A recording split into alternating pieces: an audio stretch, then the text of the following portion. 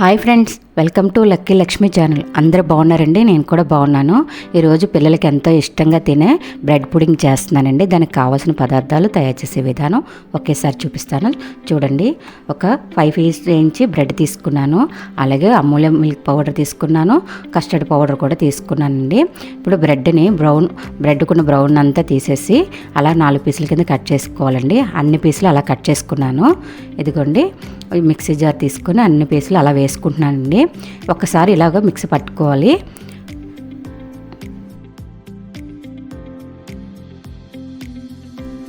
ఇదిగోండి, ఇలా రవ్వగా రావాలండి. ఒక్క రౌండ్ ఇలా అంటే సరిపోతుందండి. ఇలాగ వస్తే సరిపోద్ది. నేను అంత చేసి పక్కన పెట్టుకున్నాను. ఒక గిన్నె తీసుకొని కస్టర్డ్ పౌడర్ ఒక 2 స్పూన్లు వేసుకొని, మిల్క్ పౌడర్ కూడా అందులోనే వేసుకొని, ఉండలు లేకుండా ఒక 1/2 కప్పు పాలతో అంతా బాగా కలుపుకోవాలండి.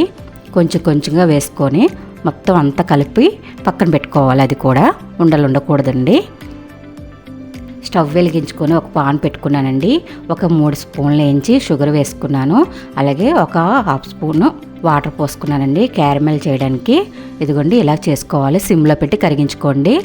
మీరు ముందుగానే షుగర్ని అలా వేసుకున్నాక అలా కలర్ వచ్చాక కూడా వాటర్ పోసుకోవచ్చు. అది కరిగాక పక్కన పెట్టుకొని ఇప్పుడు ఒక గిన్నె తీసుకొని దానికి నెయ్యి రాసుకున్నానండి. ఇదిగోండి, క్యారమెల్ కూడా వేసుకుంటున్నాను అందులో.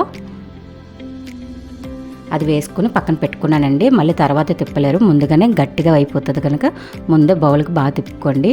మరొకసారి స్టవ్ వెలిగించుకొని పాన్ పెట్టుకొని ఒక కప్పు పాలు పోసుకొని అది కప్పులో 1/2 కప్పు షుగర్ వేసుకుంటున్నానండి. ఎందుకంటే 1.5 కప్పు పాలు తీసుకోవాలి. 1/2 కప్పు వేయించి అందులో కస్టర్డ్ పౌడర్లో కలిపి పెట్టుకున్నాను కదా. ఇదిగోండి, కస్టర్డ్ పౌడర్ కూడా వేసుకొని బాగా ఉండలేకుండా సిమ్లో పెట్టి బాగా కలుపుకోవాలండి.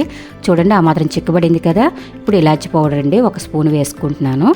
టేస్ట్ బాగుంటుందండి, ఇలాచీ పౌడర్ వేయండి. ఇదిగోండి, ఈ మాత్రం చిక్కగా ఉన్నప్పుడే మనం మిక్సీ జార్లో వేసుకున్న ఆ బ్రెడ్ పొడిని కూడా వేసుకోవాలండి. స్టవ్ ఆఫ్ చేసేసి ఇదిగోండి వేసి అంతా అలా కలిపేసుకోవాలి.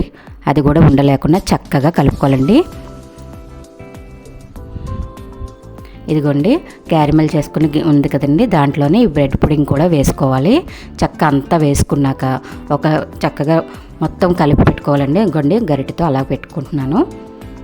ఇప్పుడు ఒకసారి చేతితో మనం అలా కిందకి అలా అనుకుంటూ గిన్నెని అలా అనుకోవాలి. మరొకసారి స్టవ్ వెలిగించుకొని కుక్కర్ పెట్టుకొని దాంట్లో స్టాండ్ కూడా పెట్టుకోవాలండి. 1 లోటా వాటర్ పోసుకుంటున్నాను.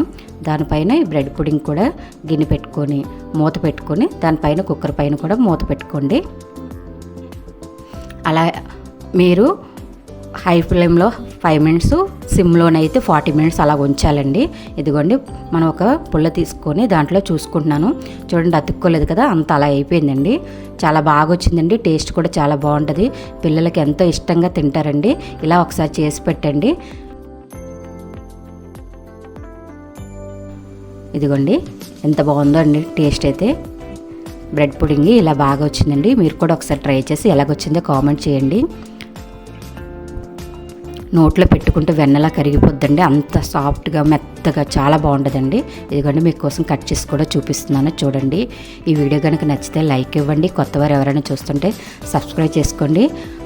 మంచి కుకింగ్ వీడియోస్తో మీ ముందుకు వస్తూ ఉంటాను. నా ఛానల్ కూడా సపోర్ట్ చేయండి. Bye friends.